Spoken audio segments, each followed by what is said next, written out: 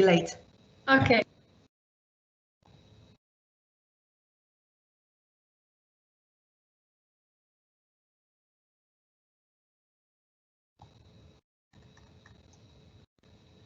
Welcome to our next virtual summit. My name is Nicoletta Polano. I'm a senior compliance professional at Zurich Group, and I'm based in Zurich, Switzerland. I'm the next external connection lead and the organizer of this summit. Today, I will be the moderator of this event dedicated to the future of society. The last event, but not at all the least, of our next summit. This session will be organized as follows. Each speaker will give a keynote, and then we will open the floor for the discussion. To post your questions and comments, please enter them in the Q&A chat. I will pick them up and pass them to the speakers. I will then wrap up the session and seize the opportunity to present your contents as speakers. But so this is the last event of our summit. So I will just briefly recap all the great events that we had this week. Now, let me introduce you the speakers of this event. Ronni Abergel, journalist, human rights educator, and social change activist. Co-founder of the Danish Stop the Violence organization, creator of the Human Library and co-author of the publication Guide to Organizers. Founder and CEO of the Human Library organization. Siwan Lu, CEO of Zurich Insurance Mobile Solutions. International experience in the areas of innovation, business development, spin-offs, digital partnerships, and cultural transformation. An awarded Goldman Sachs Global Leader and HSBC Young Entrepreneur Award and Co-Business Award. Siwan cares about social wellness and education and chaired the Harvard China Education Conference. Bill Kearney, MBA in International Management and PhD in Marketing and Entrepreneurship. Former corporate executive in the US and UK, and consultant in the music industry and oil business. Now, renowned professor teaching at some of the world's leading business schools, entrepreneur, and DJ.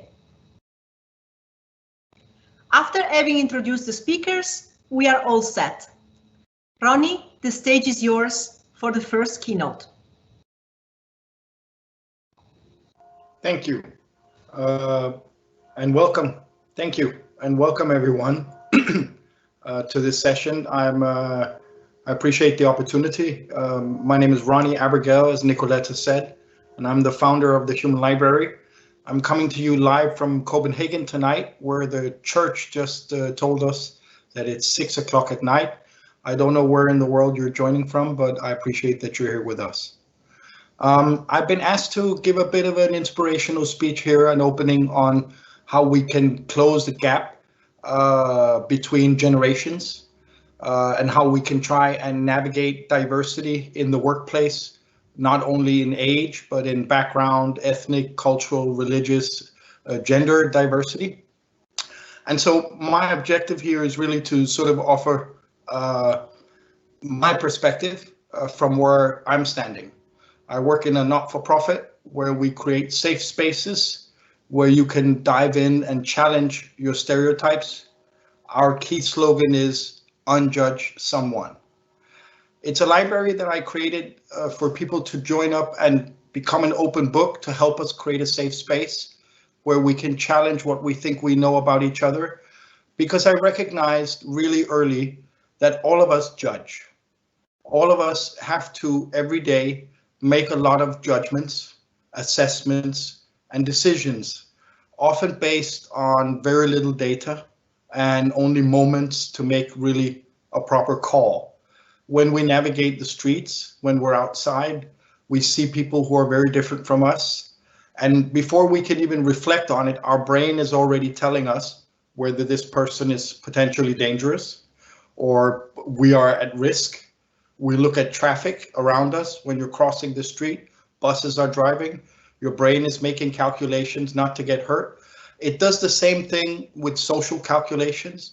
It does the math on people that are different, that look obviously different from you, and it puts people in boxes. And so we all have, in my view, a little printer in our head where we print little labels and we put people in little boxes so that we can feel safe. And sometimes navigating diversity is first and foremost about feeling safe. But secondly, it's important to understand the people who are around us. And literally, my job is about creating the space for us to learn about each other, to learn about how we're different, and through that process, find common ground across generations, across ethnicity, across religious beliefs, disabilities, mental health, and many other issues, to give us all, you could say, the chance to take our responsibility, to not only make sure that we're understood, but that we also try to understand those around us. We live in a very polarized, especially politically polarized time. I don't believe socially out in the community that we're this polarized, but when you're looking at the discussion around us, especially with the big elections coming up in the US, there's a lot of pulling people apart rather than trying to create the space for us to find common ground. Only through finding common ground can we, begin constructive collaboration. I'm in the business of, you could say, transformative learning. And when we're looking at the intergenerational gaps in the workplace and in the community, transformative learning is really part of the process that we need to reinforce. But we need to recognize we all have a responsibility to make ourselves available, to be open to those who are different from us, to reassess the judgments we made. Many years ago, I worked in a place with a lot of police officers. I was a very young man. I came from a different background than the police officers. And when I walked into the workplace and I had all these cops around me, the first week seemed really, really strange, because the first week, all my stereotypes about police officers were completely dismantled.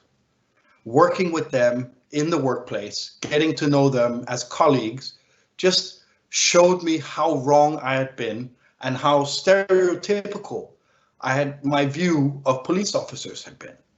Later in life, I realized that many of my views are based on stereotypes. And I think if most of us were courageous to look in the mirror and take responsibility, we'd realize that we all judge. And so before we judge too harshly, maybe we should all look for the space where we could find that common ground and an opportunity to unjudge in our daily life, in our workplace, with our coworkers, with our children, and I think also with strangers on the street, if we really want to build a future, a better future together, like Zurich likes to say. So thank you very much for being with us today. Those were my few words of inspiration. I look forward to many questions. Thank you very much, Ronni, for your keynote. Siwan, the floor is yours.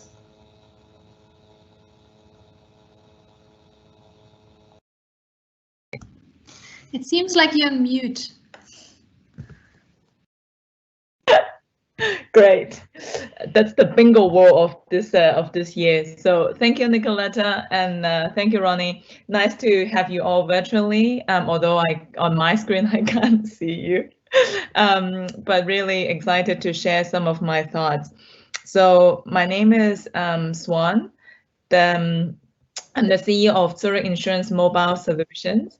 What I would share the most, I think, is building on what Ronni said. How do we practically solve the judging issue? What are the tips? So the title of my small sharing is called Not to Shift the Burdens.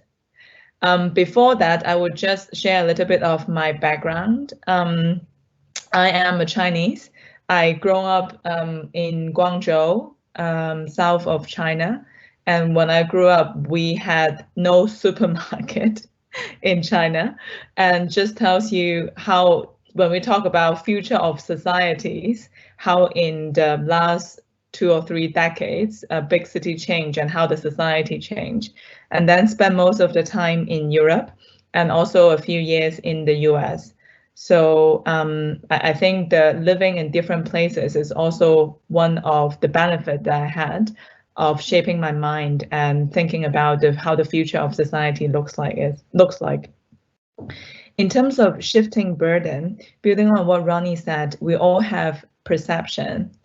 I remember when I was taking my MBA, one of the Harvard professor in Power and Influence share one of the research about how is Black woman being perceived and how is Asian woman being perceived in workplace. And the result was that Black woman was being perceived, if they are high in the corporate ladder, very bossy. And Asian women are being perceived as very accommodating. So that doesn't stop here. That class wasn't particularly making an impression on me because of the result. What made an impression on me was when the professor asked what the classmates think, and some of the classmates raised hand after seeing this result and say, oh, then the Black woman should be more aware of how she is being perceived and toned down a bit. And then the Asian woman should be more aware that they are being perceived as more accommodating and bossy up a bit. But that is exactly shifting the burden to the other side. I was shocked when I hear this answer, to which I will also ask you to think about when you hear this research result, what was your first reaction? Because my reaction was, as opposed to asking the Asian woman or the Black woman to, yes, acknowledge that and maybe change a bit, I think the non-Asian woman or Asian or a Black woman should acknowledge that there is such a perception and shift the burden back to themselves and think, why do I think of them this way? I already have knowing that this person is being perceived by 100 other different person in this way. What can I do differently to make the life of these women a little bit easier? So I will also encourage you the next time, when you are aware of perception, being aware of the perception is only the first step. How do we become more accurately of the perception and shift the burden, at least in the middle, is, I think, something that we all should actively think about. The other example I will also share about shifting the burden is for many, maybe millennials in a big corporate place, that sometimes we also have the burden too much on ourselves, that we found that we are one of the youngest in the workforce and our voice might not be appreciated by others. We are shifting the burden all on ourselves so that we are not able to speak up.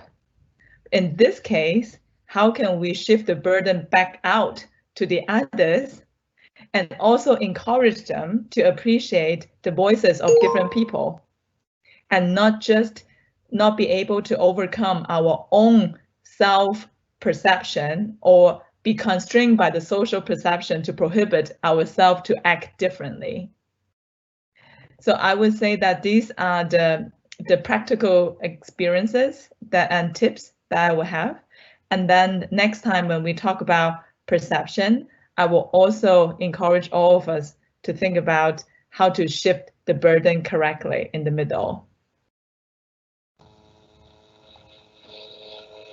Thank you very much, Siwan, for your keynote. Thank you. Bill, now the stage is yours, and then we will move to the discussion. Thank you very much, Nicoletta. I hope everyone can hear me. It's a little strange not being able to see anyone, and therefore not obviously being able to get any feedback from the audience. I have a very specific and actually request I want to make of you folks, but before I go there, if you'll allow me, I want to endorse another organization right off the bat, okay? My friend on the other end of the screen here, Mr. Abergel, has been, I think, extremely modest about the work that he and the library have been able to accomplish in recent years, okay? They're in over 80 countries at the moment, allowing people to have conversation, the likes of which many of people have never had the opportunity to have in their lives. And people are often saying that these conversations are life-changing. So, you know, I'm one of the first people to applaud the work of the library, and I'm very happy that it's getting the recognition that it's getting. And I would encourage all of you, who I don't know how many of you are actually out there, there may be 10, there may be a couple of thousand, but I would ask you all to just check out the humanlibrary.org and get familiar with the work they're doing, because I think it's extremely important, particularly given where we are at the moment. So I just wanted to put a little pitch out there for some people that because it's not just Ronni, there's a whole organization behind him, and there's some really wonderful people doing some great work. So having said that, I was asked to come in and join the conversation here, and first of all, it's an honor to be here. You can see from what they said about me, I guess I should tell you a few words. My father's from Sierra Leone, my mother's from New York City. So I'm a true African American in that particular sense. About a third of my life has been spent in various countries in Africa, a third of my life in various countries in Europe, mostly in Switzerland. I'm also a Swiss citizen, and I'm coming to you from Geneva, Switzerland, actually, today. And a third of my life in the United States. I'm originally from Harlem, in New York City, an area of New York that I'm sure many of you are familiar with, if only mythically, right? Okay. And I want to talk to you about an issue that has been very dear to me. I've had a long corporate career with General Motors and Chrysler and AT&T. So, I've kind of been through the corporate roster, if you will, and I think perhaps can empathize with some of you out there. I'm also going to make the assumption that some of the folks in this audience are at least what we used to call high pots. I don't know if you guys still use that term, but high potential young executives. In other words, I see a few people smiling. In other words, and this is not to stroke your ego. The reason I say that is because many of you in a relatively short period of time, if you're not already, are going to be responsible for managing large numbers of people, large numbers of resources, and obviously be responsible for huge sums of investment. And that's why I want to talk to you. Let me tell you just a little history. I'm gonna try and keep my remarks about 10 minutes here, like my colleagues have. Let me tell you a little history. Back in the 15th century, you might remember there was a major happening in Europe, okay? And what happened at that particular point was that the Pope decided that he was going to cut the world in half, okay? And he gave the new world that had been discovered by the Spanish, basically to the Spanish, and said, okay, get thee hence and do what you want to do. And to the Portuguese, who had recently discovered Africa, he said, you guys get to have Africa. Okay. But what he also said when he said you can have Africa was he also gave them the right to, quote from the Pope, reduce their persons to perpetual slavery. Okay. This was back in the 15th century. This was the first time in the history of slavery that we had ever seen, and again, the phenomenon known as slavery, that we had ever seen an institutionalization like this, aimed at a particular ethnic group, basically, actually not even an ethnic group, but people of a certain skin color. Okay. Just as a historical aside, the reason that the Native Americans in South America were never enslaved by the Spanish was because Queen Isabella said that since it's part of Spain, you can't have Spanish citizens as slaves, and therefore the Spanish passed what was called an asiento, which allowed, I'm sure if I have some Spanish friends there in the audience, passed the asiento, which then allowed the transport and commercialization of human beings from Africa to provide the necessary for the plantation fire. Okay? In other words, to jump fast forward, some of the problems that we're facing, if not many of the problems that we're facing in the United States, in France, in Germany, in other parts of the world that some people don't like to talk about, and my purpose here is not to kind of drag everybody over the coals. But my point is that there's this little thing called racism, particularly racism directed at Black people. And I'm not saying it's not directed at other people. Please don't misunderstand me. But thanks to the Pope, there has been an institutionalization of a certain form of subjugation, which basically turned us into second-class citizens. Okay? In other words, the behavior that we're seeing in the United States and in other countries, with respect often to Black people, okay, has its historical rooting way, way back, right, in the annals of Christian Europe. Okay. Now, why do I say this to you? You might be, Bill, where are you going with this? Is because my understanding is that the purpose of our discussion here is an intergenerational discussion about the future of society. Okay. Unlike my colleagues here, who I believe are still significantly younger than me. I'm 67 years old, folks, just to put the numbers on the table. Okay. I'm in my third generation. If we count a generation as 25 years, right? And the problem is, you want me to be honest with you? I don't see much change in racism from the time I was 8 years old until the time I'm now 67. Right? And that's my issue. That, as my Spanish friends would say, that is the dirty, stinking fish that I want to put on the table. Okay, there's a Spanish expression. I see some people smiling. They know that expression. I spent a lot of time teaching it. I love Spain. I love Spain. And I appreciate very often their way of looking at the world. But that's the fish that I want to put in the table. And the call to action that I want to put to all of you, particularly those of you who are high pots and will be in positions of responsibility where you can effect change, is please effect that change. Ronnie's organization is working about trying to effect that change. Okay, what Siwan was talking about a little earlier also, right? Trying to effect this change. You know, enough is enough.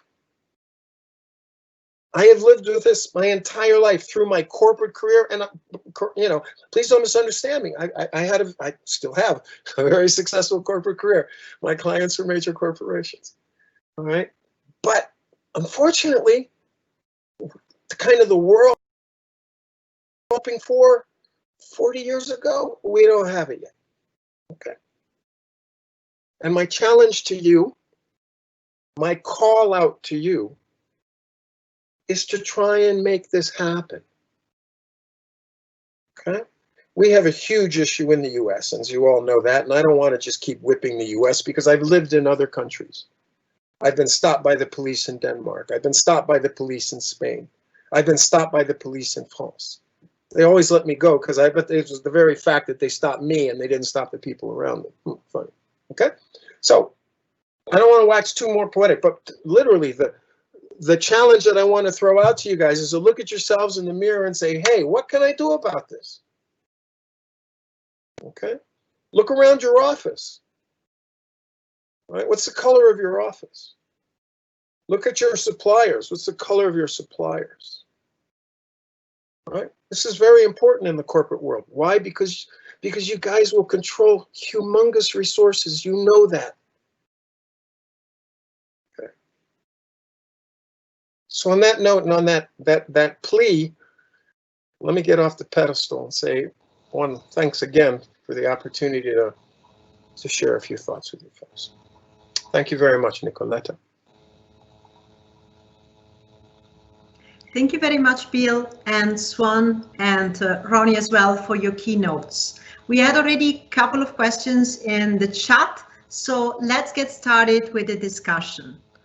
So I have a first question for Ronnie and in relation to his keynote. So you mentioned that we need to find a way to meet in the middle. So we need to every one of us has the individual responsibility to find common ground. So this seems quite rational, but apparently human beings don't do it. So what do you think are the reasons that we don't do something very simple and very straightforward? And do you think that culture has anything to do with this? Well, thank you for the question. And thank you, Bill, also for the positive endorsement. I appreciate it, my friend. And I think, obviously, we live in a time where culture means more than ever to the way we approach things, to the way we approach and think about solutions. And it often sort of, you could say, plays a trick on us because it demands that we do certain adaptations. For example, in my world, it's not possible to create the same conversation space in South Korea to have a difficult, open, and courageous conversation about mental health, for example, or being transgender. It needs to be created in a different way than I would do it if I was visiting Zurich staff in Switzerland or Daimler in Germany or eBay in London. So culture plays a tremendous part in our upbringing and how we're sort of raised to be talking about things and viewing things.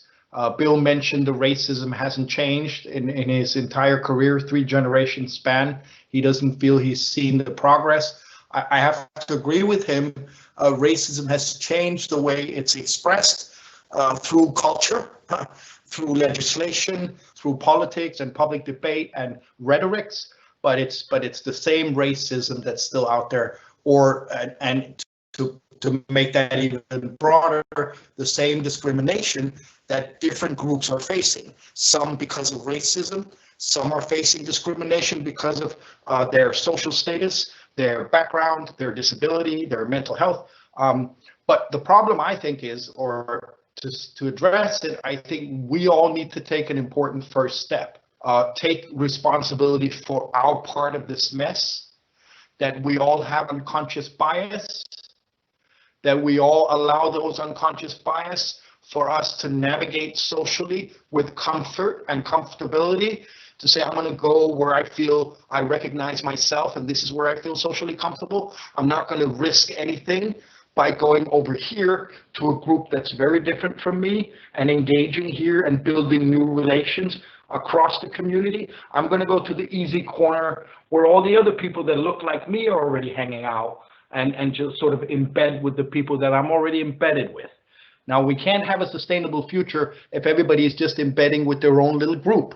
And that's what the math is telling us now. It's telling us on climate, it's telling us on economy, it's telling us on social affairs that we need to get closer together. We need to integrate more with each other and respect each other's right to be different. And this is what I'm missing. I'm seeing a lot of us are calling out for our rights. What we feel is important, that we're seen, we're heard, we're respected. But are we as eager to protect our brothers' rights? I think the Black Lives Matter movement and all that's happened in the past a year or more has really put a big push on the big silent majority that closed their eyes to a problem that was apparent to most, but just became more and more a being that is when the world is setting things in motion. But so many their lives before we reach this point. And in the future, more will. But if we're going to learn from this and use the momentum to create change, let's start our personal responsibility. And I'll go first and say, hey, I judge people too. But I'm courageous enough to recognize it, and I'm courageous enough to revisit my judgments. And I wish the same for all of you here. Thank you very much, Ronni. I would like now to go back to Siwan, and in particular to our keynote that was mentioning how to shift the burden. And actually, we have a couple of questions, so I will try to organize them in one question for you. So how exactly can the stereotype person or group do that, so shift in the burden, especially when the others, so the people that, let's say, are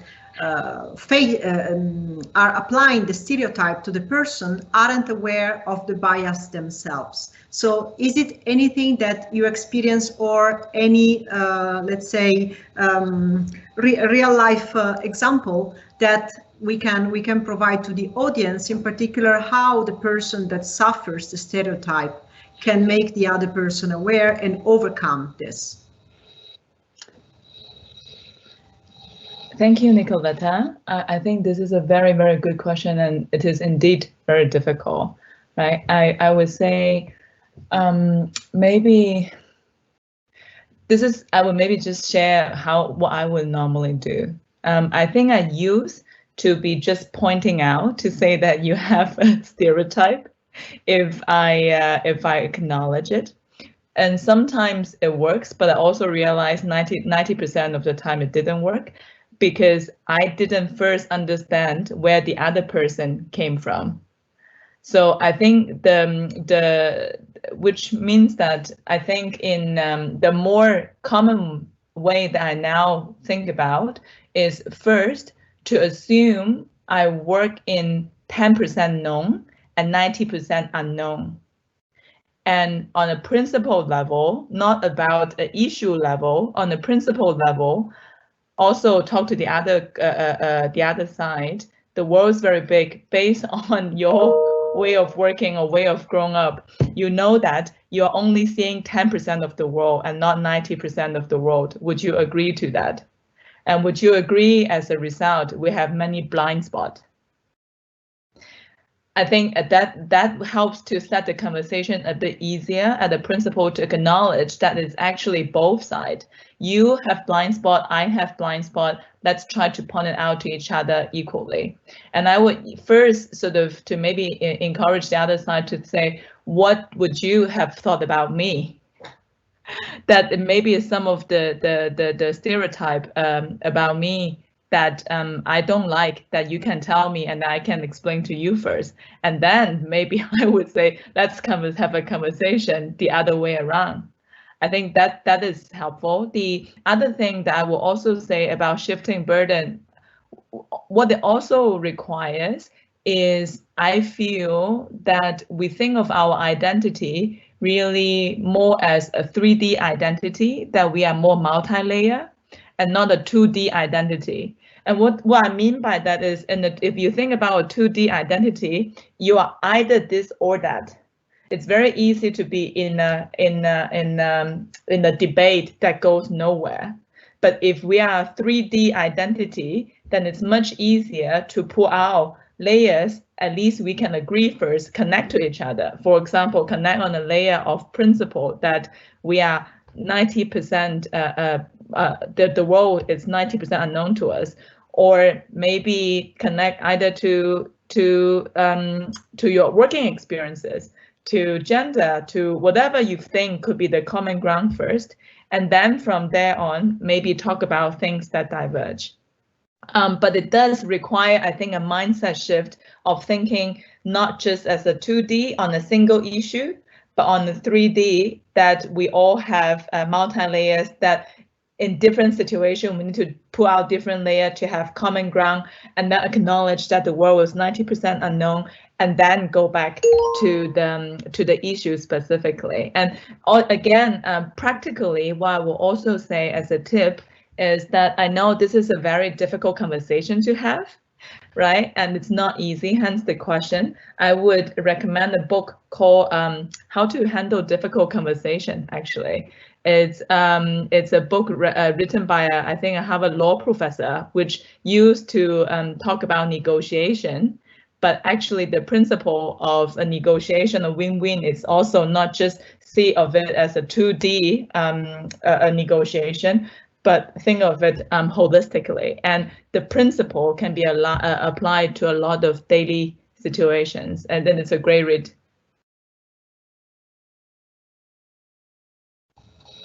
Thank you very much, Siwan. Very comprehensive answer.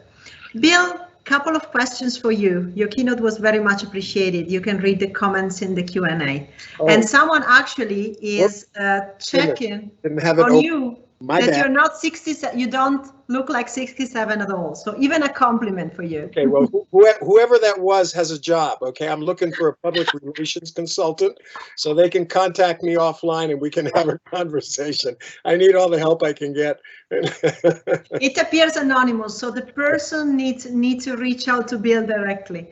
So, Bill, couple of questions for you. So, one person in the audience is asking, are you optimistic for the future of society given the current geopolitical conditions? Okay. In addition to, let's say, already the flavor that you gave to your keynote, so the audience is curious. Sure. Is it this going to be something additional on top? Okay. Let me use perhaps another phrase that I've been using a lot in this discussion. Because I'm doing a lot of work in this area, obviously, at the moment, for some reason or another. And what I like to tell people is if I just talk about the African American experience, okay, and I think the same is true for not just African Americans, but some other groups. I'll get to that in just a minute. I like to, African Americans are the most optimistic people in the world. If you think about it, every day we wake up assuming tomorrow is going to be better than it was yesterday. Yet in our heart of hearts, we know very well that the chances of that being true are actually probably pretty slim. However, stay positive, stay focused. Now, am I hopeful? Yes. Again, I dare to be hopeful for a third or fourth time in my lifetime. Why? Because when I look, at least if I just talk about the United, and forget just the United, when I look at Paris, okay, there were over 100,000 people in the streets over this issue of Black Lives Matter, racism, however you want, whatever pot you want to put it in. And the vast majority of those people, you know something? They weren't people of color. They were white. So what that suggests to me, if you look at what happened in Ferguson, that's what struck me, is like, whoa, look at the protests. I get the protests, but suddenly it was like, wait a minute. The vast majority of these protesters are not people of color. They're white. They're white people who are saying, wait a minute, how could this be happening? Most of these people are millennials and Gen Zs. And this is why I dared to broach this particular topic with you folks. You're my target. Okay? Why? Because believe it or not, I actually believe in you. And I actually believe that we can affect positive change. Okay? We just need to do something about it. Okay? So I'm extremely hopeful. Maybe I'm just a cockeyed optimist, from, to use the old expression, or some might say I've spent too much time in Amsterdam coffee shops or whatever, and so I've lost touch with reality. But no, I dare to be hopeful. I dare to be hopeful, very much so, very, very, very much so. And I'm a business school professor, so I'm interacting with people in their 20s and 30s, some a little older, some a little younger. And have I seen a shift over the last decade? There's no question about it. Purpose is now on the agenda. Good Lord Almighty, I never thought I would see this. Purpose, not just making money, not just getting promoted, but actually purpose. So yes, kind of long-winded answer to what was probably a very short question. I'm very hopeful, extremely, yes. And I'm counting on you guys. Thank you very much, Bill. A question for Ronni, going back to the point you touched base in your keynote around polarization. So we have a question from the audience around the role of social media, in particular driving societal divisions. So what are your thoughts, Ronni, and also Bill and Siwan, if you want to chip in, considering that also social media nowadays are, let's say, have been used also for, let's say, resonating with many topics around the globe, and also sometimes we see fake news as well. So what are your thoughts around that? Well, I think there is always an increasing awareness of how social media has a a flip side, you could call it, or a downside, because you can create these echo chambers, these little communities within the community. And so we really feel we're part of something, but we're only amongst the people we agree with, and we're not filtered messages or felt messages that aren't, you know, to our liking is filtered out. I think our reality is being edited through social media, and it's becoming increasingly difficult for normal people, regular people, to find sources that are credible and where they really can feel good about the information and feel that this is truthful information. That's becoming increasingly difficult. And that's why for us who feel we're navigating sanity or the path of sanity, it can seem entirely insane what you sometimes hear on some of these media stations, on some of the podcasts, and some of the theories that are floating out there. So I think we need to wheel in social media in some way. I see legislators are beginning to look at that and look at how we keep social media responsible for the content that's being distributed. I'm, you know, aware of initiatives towards Holocaust denial and other things like that. But I think we need to do a lot more because social media is being used as a tool against us. But I've also seen social media create a tremendous difference, mobilize resources, mobilize organizations, and really pack a punch. So it is a two-edged sword. It is a jagged blade that we need to be aware of, can cut both ways. And I think it did in the election in 2016, because many voters were obviously manipulated.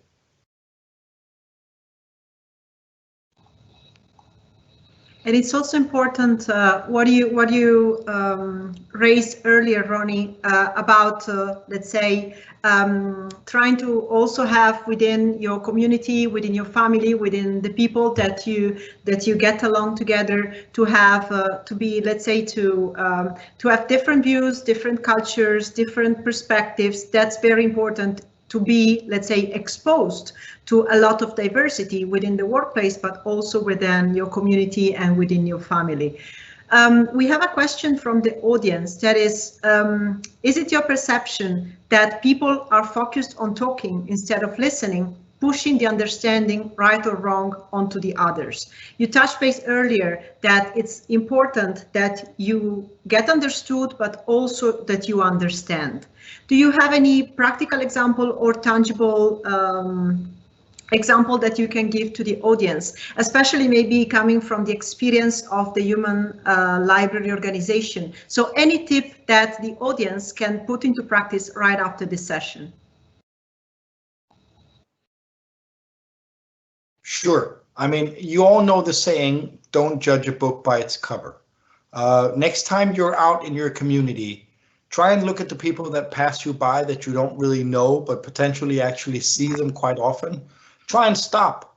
Try and get to know more about them. Try and leave your comfort zone and have an engagement with someone outside of your normal social circles.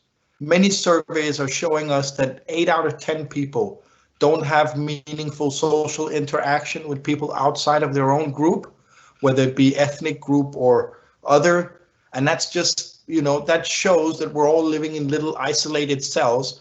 And without those relations across the community, there's no glue to properly hold us together when we're really challenged, like in this time with the pandemic, where we have to be really responsible. We have to keep social distance. We have to wear masks. We have to take special measures and show consideration to a lot of different things right now. And that needs cohesion. We need to be more cohesive to face these challenges, including climate changes, systemic racism, and other really big issues that we're facing in this world, poverty, famine, and I could go on. So my wish is start with yourself and start by breaking your comfort zone. In fact, if I could be really bold, Nicoletta, I know time is short and it's running fast, I really tell you, why don't you go over to somebody you think you don't like and say hi? Try to go over to somebody that you think you don't like, or that you get this feeling that you might, you know, not really feel related to. Try and go over and have a chat with them. And you might just find out that there's something to relate to. You might feel empathy. You might decide there's nothing to relate to, but you're going to engage. You're going to come out. You're going to put yourself in play. and you're going to win. You're going to win something, because we win when we get to understand each other. We win when we learn to understand other people. It's not only about us being understood and being clear and communicating so people can understand who we are. It's also about us giving the space for them to show us who they are, and us listening to that. And you need to hear to be heard, I think. Thank you. Thank you very much for your practical tips, Ronni. And we put also in the Q&A chat for everybody the link to the Human Library Organization if you want to learn more. And there for sure you will find additional tangible tips in order to unjudge someone and get out of your comfort zone. We have a quick question for Bill, maybe a bit provocative. So, so it says, Bill, you mentioned in your keynote that you had not seen change in racism since you were a child until now. You seem to be pretty well off. USA elected a black president by majority twice. The CEO of the largest cruise line is black. One US Supreme Court is black. What specific things you suggest for us to change? Are you talking about reparation as they're saying in the US? Oh boy, that's a huge question. But let me try and deal with the first part before I get with reparations, because I hear this one very often. And I heard it recently again, where somebody said to me, well, you know, Bill, why are you complaining against racism? You live in Switzerland, you're on the board of 2 venture capital companies, et cetera, et cetera, et cetera. And that is true. I'm extremely fortunate. I've worked hard and I got lucky, but I can also tell you that 99% of the rest of African Americans have not had my luck. And it is luck, okay? I'm a little boy from Harlem. If I hadn't gotten lucky when my mother remarried and then had certain mentors who looked after me like missionaries in Africa, who enabled me to fly to the States, and then getting into General Motors and finding a mentor who looked after me and convinced them that they should pay for my MBA. In other words, much as I would like to say I'm a self-made man, I'm not. The man that you see before you is a man who has been made with the help of a lot of other people who took interest in him along the way. And the fact that we have a black president doesn't prove anything, because you know what? We got Donald Trump right after we got Obama, okay? 1. 2, the fact that half the American population is still very actively, you know, anti-Obama, anti-women's rights, anti-LGBTQ says a lot about my country that I'm not exactly proud of, okay? So please don't take me and the CEO or the few handful of black CEOs or female CEOs or women CEOs and say that somehow that is representative of success. When you look at the hundreds of thousands of companies that exist in the United States, if you hold up 5 or 6 to me, trust me, forgive me, but I'm not going to be very impressed, okay? We have a long way to go. The fact that General Motors, where I used to work, now has a woman as a CEO and a woman as a CFO, yes, is a huge step for women's rights. Huge. Has there been some progress? For some of us, a lot. For the vast majority, not so much. And to coin a phrase, I'm not truly free until my brother is free as well. And so as long as there's discrimination against housing, discrimination against credit, discrimination against admission to jobs and to schools, okay? As long as there is a glass ceiling for women or blacks or Hispanics or whatever, I'm not a happy cowboy. No, I'm not. No, I'm not. And the fact that a couple of us squeak through, and I'm one of them, okay? That doesn't mean that everything is cool. And people like to do that. They like to point at me and a few others and say, well, Bill, see, you guys made it. You had a black president. Everything must be cool. Yeah, well, what about the black people that are getting shot in the street by the cops every week? That's not cool. Okay? So there's a temptation to gloss it over and just say, well, everything is hunky-dory. Racism doesn't exist anymore. I heard this time and time. You have a black president. How could there be racism? Well, look at what's happening today. Okay. Right. So that's one response. And Nicoletta, if I may, I'd like to respond to one of the comments on the chat there about the social dilemma, right? And the algorithms and behind the search engines that are influencing our behavior. Okay. I'm a marketing professor. Okay, let me be very clear about this. This is what I do for a living. Okay, I put cookies on your phone. I put cookies on your laptop. I put cookies anywhere I can put cookies. Why? Because I want to understand your behavior.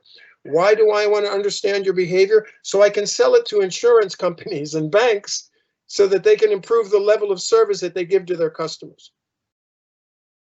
Okay? So yes, are we trying to influence your preferences? That's what Zurich pays me for, or if they pay, that's what they pay their marketing company. Okay? Or any other insurance company. That's what Prudential pays their people for. So yes, you're right. There is to some extent, a vicious circle, Anonymous. I don't know who you are. You're right on target. Okay? And the internet has become, from a marketing standpoint, a wonderful tool for influencing customers. I can do things now that I could only, let me be more specific. I can do things now that 20 years ago when I first got started in marketing was science fiction. Okay. That's the world we live in. And in a COVID world, if I just may, looking a little bit forward, if there's going to be less human contact, which I think is probably going to be the case, right? Then what that means is more and more interaction is going to be driven online. And you know something? All of those interactions are being monitored. I mean, not necessarily, but who's talking to who, when they're talking to who? Absolutely. Oh, absolutely. Sure. And companies like the ones I work with and yours, we buy that information and use it to tailor our services. That's what we do. It's marketing. Sorry to run on, Nicoletta. My apologies there. No worries. Thank you very much to touch base also on the other comment that was around social media. We are approaching towards the end of our session, so we have time for another question, in particular one for Siwan. So, being yourself a millennial CEO, besides everything we've been discussing around what we can do within our community, within the society, but if we put the lenses of the workplace, so the corporate landscape, does it change the tools or the behaviors that we need to have, or how do you approach yourself, let's say, the discussion around unconscious biases in the workplace? I think it's, to be very honest, it's very difficult. It really is very difficult of the unconscious bias, and even conscious bias, and how to confront them. I think I could only say day to day, I'm trying to practice first is believing in yourself, right? Really believe in yourself that that you can do this. It is not about age or gender or anything. Do the best. If you, again, power and influence, you can only have power if you don't give power to others and give power to yourself. So I think that is the first one. And then the second thing is also, I think it helps a lot to approach people that believe and want to sponsor, not just individuals, but a cultural change of encouraging millennials to be more vocal in the corporate. So if you find those individuals, approach them proactively, share your concern with them, see how you can help them in their daily basis with your perspective. How can you value add? I think that is the second thing that is probably more practical. And then I think thirdly, this is why I think Bill and Ronni and myself would love to spend the time to events like this, because exactly like Bill said, we live in a very, very crowded world, and it is, I'm sure a lot of you have read the book Think Fast, Think Slow. It is human behavior to use frontal brain to make judgment, and it is very, very difficult to overcome that, so long as we are still human. right? And it's only by having events like this, by more voices to be shared, and willingness for you guys to hear, I think together we can be stronger. And in a world that is so difficult to live in, to still advocate for the right value, even though it is difficult to do. Thank you very much, Siwan. The question was difficult, so I acknowledge that I haven't been very nice with you throwing this question at you, but your tangible examples are going to be very, very practical for everybody of us. So allow me to wrap up this session in a couple of minutes before we thank all our speakers for their time. So here we are. So we started with Ronni telling us that the importance is being understood, but also understanding the others. In order to do so, you need to create a safe space in order to learn about each other reciprocally.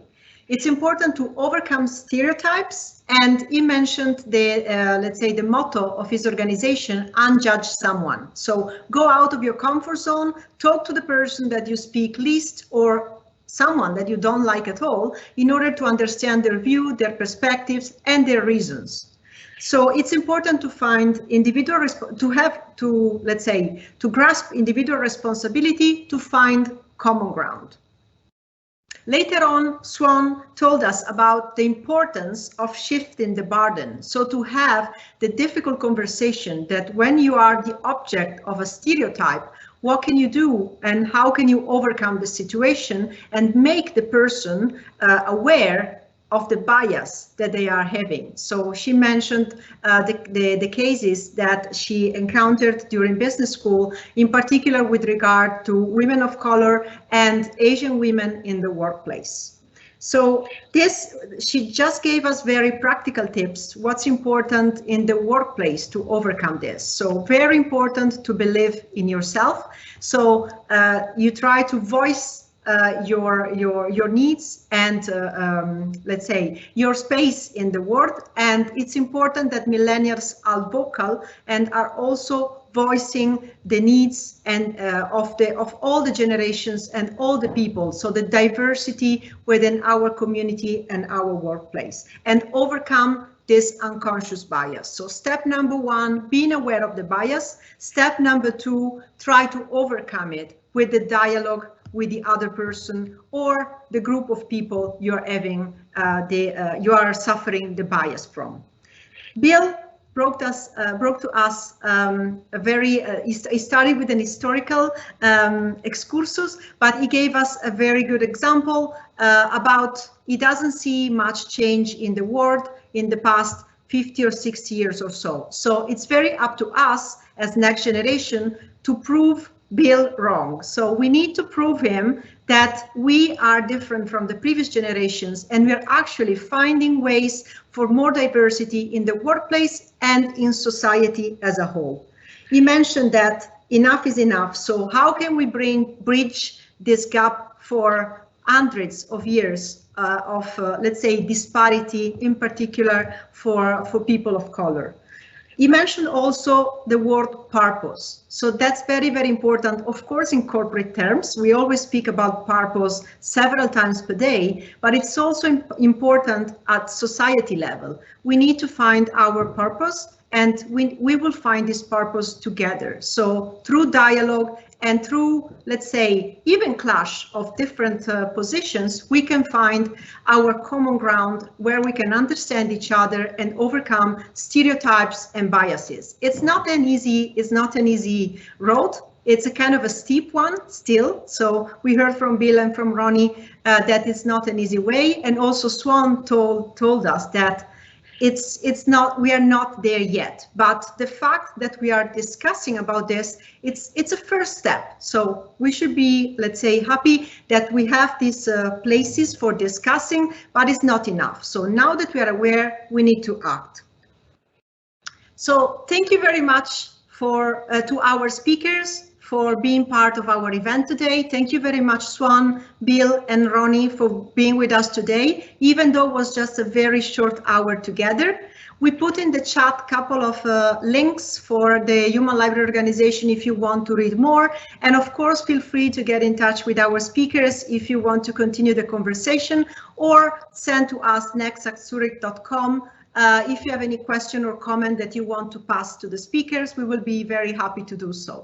So just a last very 30 seconds before we close the event, I just wanted to thank everybody, so the whole Next team that supported the organization of this event, and all the amazing speakers that we had during this week.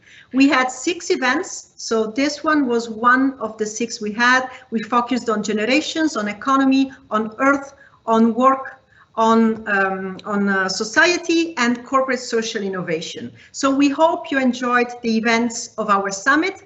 You can replay them at any time, clicking on the same link that you use for joining live.